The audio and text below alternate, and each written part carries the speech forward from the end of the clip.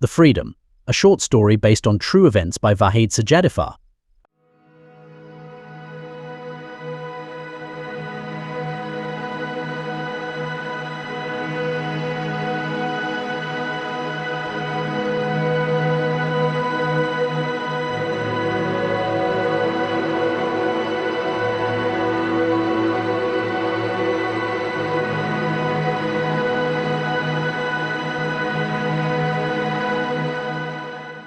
Like most little girls, my childhood was filled with sweet memories spent with my family, but from the age of 10 to 16, my life was full of nightly struggles, darkness, pain, and torment.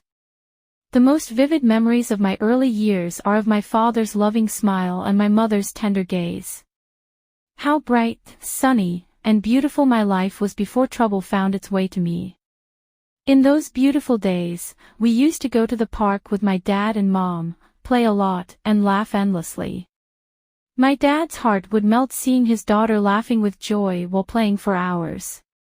My mom couldn't contain her happiness seeing her child devouring mom's homemade sandwiches between rounds of play.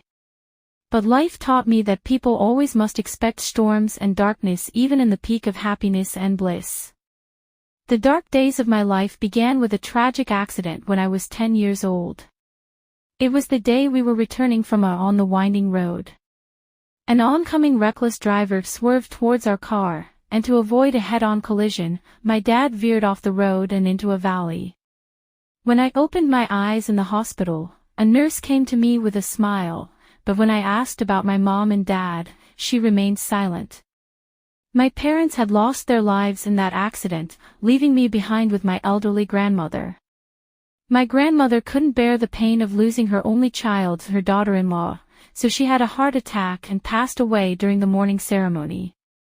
I lost my last support and guardian.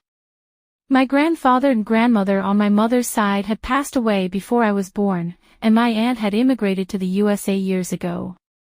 There was no one left in the family to take care of a 10-year-old orphan, so I ended up in an orphanage.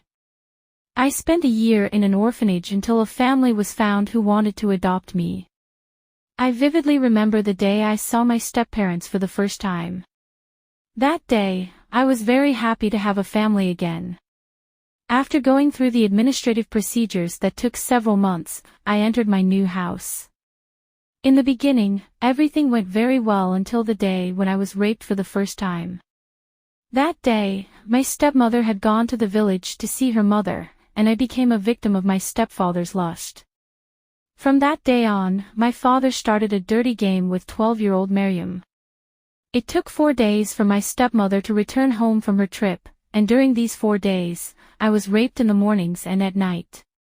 He threatened me that if I told anything about this to my stepmother, he would strangle me. After my stepmother returned, the situation got back to normal, and that evil man played the role of a loving stepfather. Since then, I have been repeatedly abused and raped. For that wicked man, it was enough that my stepmother left the house for a moment.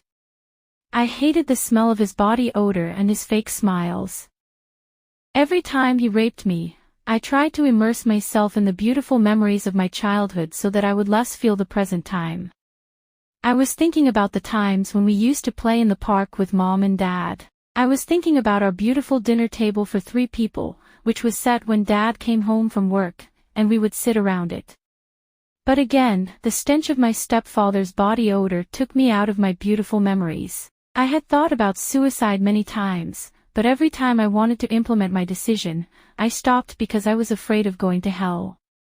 My world was hell, and I was trying to convince myself that if I were a good person, heaven would be waiting for me after my death. I believed that committing suicide was a deadly sin and would send me directly to hell. About 4 years passed like this and I had turned into a beautiful girl and my wicked stepfather's desire for me grew more and more. My beauty attracted the attention of most boys, but because of the terrible experience of rape, I felt hatred towards all males.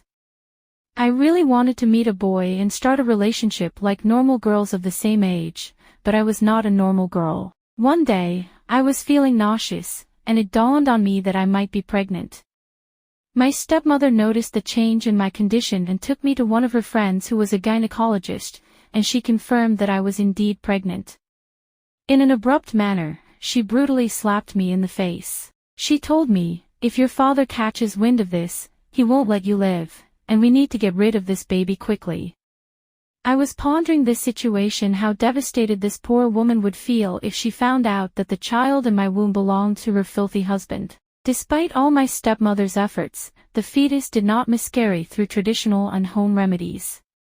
My stepmother received an address through one of her close friends where the fetus could be illegally aborted. The address was for the house of a doctor who had been banned from practicing medicine and had resorted to this illegal activity to make a living in Iran. When I saw the operating room where the abortion was supposed to take place, I trembled with fear. I begged my stepmother not to let this happen to me, but she tried to comfort me and said we had to go through it. Despite my resistance, both my stepmother and the doctor forced me onto the bed. However, that day I found a strange power within me, and like an injured lioness, I pushed them both away and left the house. The only person I could trust as a close friend was Meryl. I immediately took the subway to Meryl's house in the hope of finding a solution. As I explained the situation to Meryl, tears streamed down her face. She asked me, "Why didn't you tell me about the sexual harassment you were experiencing until now?" I replied that I didn't have the courage because of the threats from that wicked man.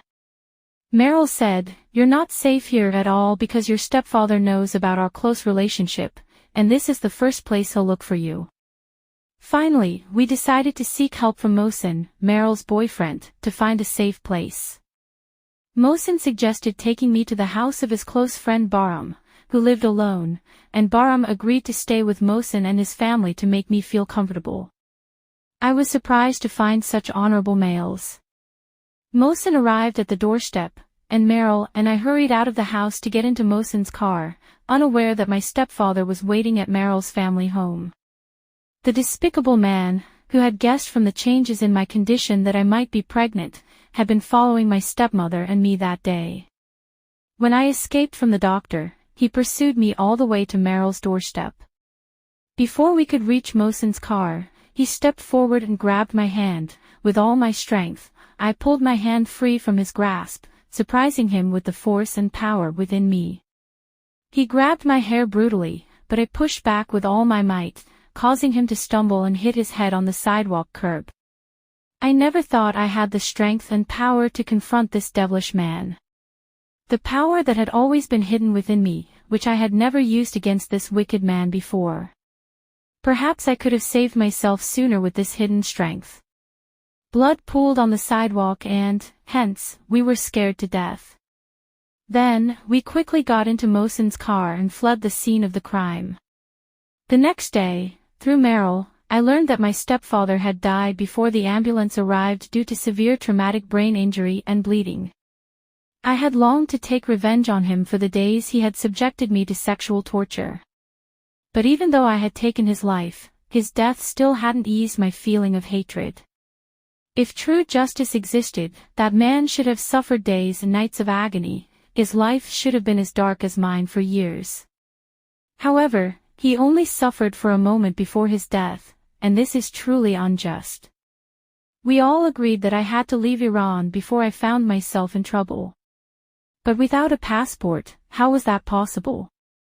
In Iran, for an unmarried girl, permission from her father or guardian is required. Married women don't have it any easier, they need their husband's consent to obtain a passport. The only option left was to go through the mountains illegally, a path that could cost me my life, but I had no other choice. Sooner or later, my stepmother and my stepfather's parents would come after me. Death penalty by hanging awaited me in Iran, so I had nothing to lose. I was very surprised when I realized that Bahram decided to accompany me. It's incredible that such honorable men existed, willing to risk their lives for the sake of humanity. Finally, we reached Turkey and from there, we made our way to Greece. Crossing the sea, we reached Western Europe and applied for asylum in Germany. We spent many nights and days during this perilous journey in different countries. Often, we didn't even have water or food to sustain us, but despite all the hardships, we succeeded. For someone like me, whose every day in that house with that wicked man was like hell. The challenges and dangers of that journey were not a big deal. I was only concerned about the innocent child in my womb, who was also a victim, but miraculously, nothing bad happened to my baby. After arriving in Germany and applying for asylum, I was able to experience a sense of peace again. It was a feeling I hadn't felt for years. With the birth of my daughter, my life became much more beautiful. Bahram and I fell in love and got married.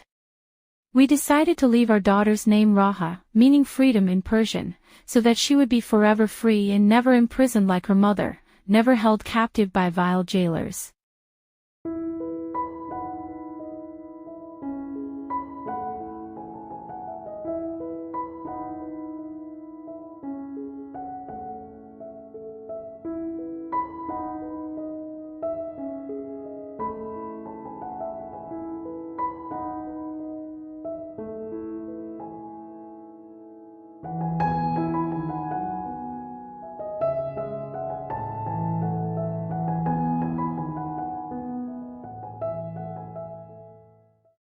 Thanks for watching.